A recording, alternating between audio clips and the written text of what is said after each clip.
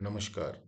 आज के इस अंक में मैं आप सभी के साथ संशोधित एवं नए आपराधिक कानून के संबंध में महत्वपूर्ण जानकारी साझा करने जा रहा हूँ।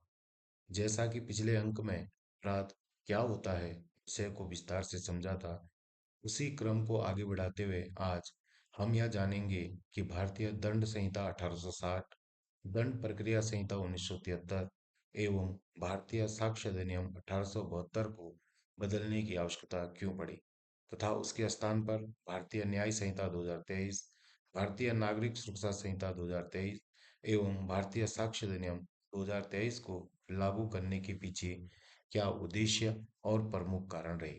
आइए इस महत्वपूर्ण विषय को सरल भाषा में विस्तार से समझते हैं। अमृतकाल की अवधारणा एवं उद्देश्य। भारत के माननीय प्रधानमंत्री द्वारा वर्ष 2022 में स्वतंत्रता दिवस के शुभ अवसर पर अमृतकाल की संकल्पना का उद्घोष किया गया। इसका मुख्य उद्देश्य भारत को वर्ष 2047 तक एक पूर्णतः विकसित, आत्मनिर्भर, समृद्ध, सशक्त एवं वैश्विक नेतृत्वकारी राष्ट्र के रूप में स्थापित करना है। यह संकल्प राष्ट्र के सर्वांगीण विकास, सुशासन, नवाचार, सांस्कृतिक पुनर्जागरण तथा नागरिक उत्तरदायित्व की भावना को सुदृढ़ करने की दिशा में एक दूरदर्शी राष्ट्रीय अभियान है। अमृतकाल का अभिप्राय क्या है?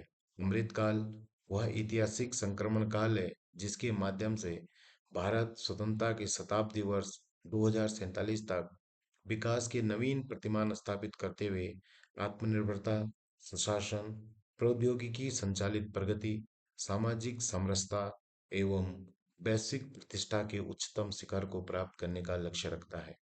यह कालखंड राष्ट्र निर्माण के प्रत्येक नागरिक की सक्रिय सहभागिता, कर्तव्यपरायणता एवं राष्ट्र निष्ठा का प्रतीक है।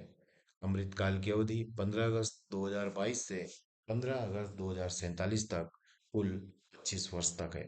यह 25 वर्षीय कालखंड भारत के विकसित राष्ट्र बनने की राष्ट्रीय संकल्प यात्रा का आधार माना गया है, जिसके माध्यम से सुशासन, न्याय, आत्मनिर्भरता, वैज्ञानिक प्रगति, सांस्कृतिक गौरव तथा समावेशी विकास के लक्ष्यों को साकार करने का प्रयास किया जा रहा है।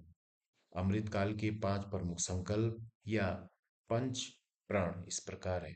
प्रथम, विकसित, समृद्ध एवं आत्मनिर्भर भारत के निर्माण का संकल्प। द्वितीय, औपनिवेशिक मानसिकता एवं दासत्व बोध के समस्त अवशेषों से पूर्णतः मुक्ति प्राप्त करना। तृतीय, भारतीय सांस्कृतिक विरासत, परंपराओं एवं सभ्यतागत गौरव के प्रति आत्माभिमान एवं गौरव बोध का समर्थन।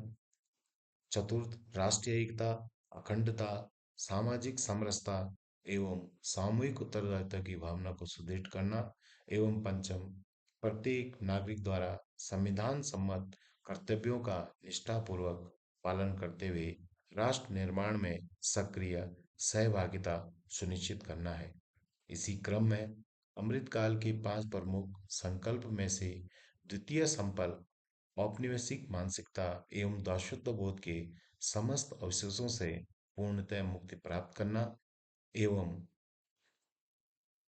अंग्रेजों के शासनकाल में बनाए गए पुराने कानून को पूर्णतः बदलना या संशोधित कर भारत के लिए भारत का कानून बनाना है। पुराने कानून में संशोधन करने की आवश्यकता क्यों हुई? दंड के स्थान पर न्याय की अवधारणा।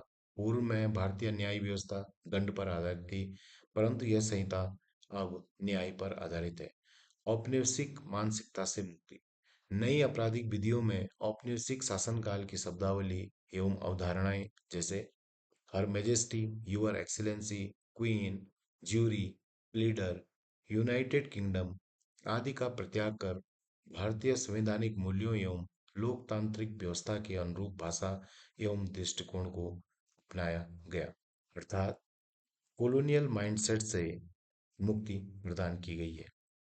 पीड़ित केंद्रीय न्याय प्रणाली। भारतीय नागरिक सुरक्षा संहिता 2023 में न्याय प्रक्रिया को पीड़ित केंद्रित बनाया गया है, जिससे पीड़ित के अधिकारों, सम्मान, सुरक्षा तथा न्याय प्राप्ति को सर्वोच्च प्राथमिकता प्रदान की जा सके।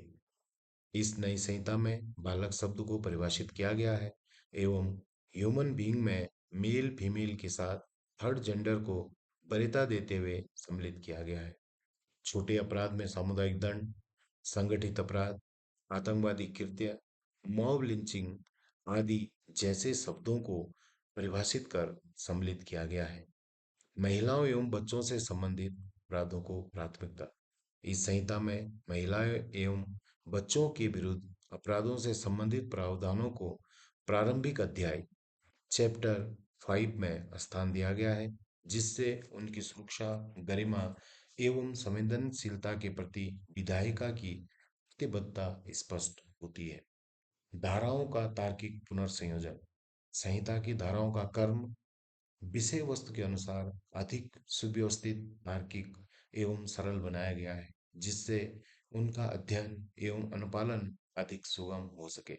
जैसे पूर्व में महिला से संबंधित अपराध में धारा 304 बी, 313, 354, 363, 376, 494, 498 ए एवं 509 आईपीसी आदि बिखरे हुए थे। उन्हें इस संहिता में एक साथ चैप्टर 5 में समायोजित किया गया है। समयबद्ध न्याय प्रक्रिया। भारतीय नागरिक सुरक्षा संहिता में विभिन्न प्रक्रियाओं के लिए समय सीमा निर्धारित की गई है, जिससे न्यायिक प्रक्रिया में अनावश्यक विलंब को कम किया जा सके। जैसे किसी भी मामले में पुलिस द्वारा प्रारंभिक जांच करने हेतु 14 दिवस का समय निर्धारित किया गया है। मेडिकल ऑफिसर द्वारा विवेचक को परीक्षण रिपोर्ट 7 दिवस में देना अनिवार्य है। किसी लोक सेवक हेतु अभियोजन स्वीकृति हेतु 120 दिन का समय निर्धारित है। न्यायालय द्वारा अंतिम साक्षी के परीक्षण के उपरांत निर्णय 30 दिवस के अंतर्गत देना होगा। इसे 15 दिवस और बढ़ाया जा सकता है। प्रौद्योगिकी का व्यापक समावेश। इस संहिता में डिजिटल अभिलेख, इलेक्ट्रॉनिक संचार, ऑडियो वीडियो मीन्स, इलेक्ट्रॉनिक साक्ष्य तथा फोरेंसिक विज्ञान के उपयोग को विधिक मान्यता प्रदान की गई है। त्वरित एवं निष्पक्ष न्याय। इस संहिता का प्रमुख उद्देश्य त्वरित, पारदर्शी, निष्पक्ष एवं प्रभावी न्याय व्यवस्था स्थापित करना है, जिससे प्रत्येक नागरिक को समयबद्ध न्याय उपलब्ध कराया जा सके। संहिता का अधिकृत संक्षिप्त नाम। भारतीय सरकार द्वारा प्रकाशित राजपत्र में स्पष्ट किया गया है कि इस अधिनियम का अधिकृत संक्षिप्त नाम भारतीय न्याय संहिता 2023, भारतीय नागरिक सुरक्षा संहिता 2023 एवं भारतीय साक्ष्य अधिनियम 2023 है। धन्यवाद।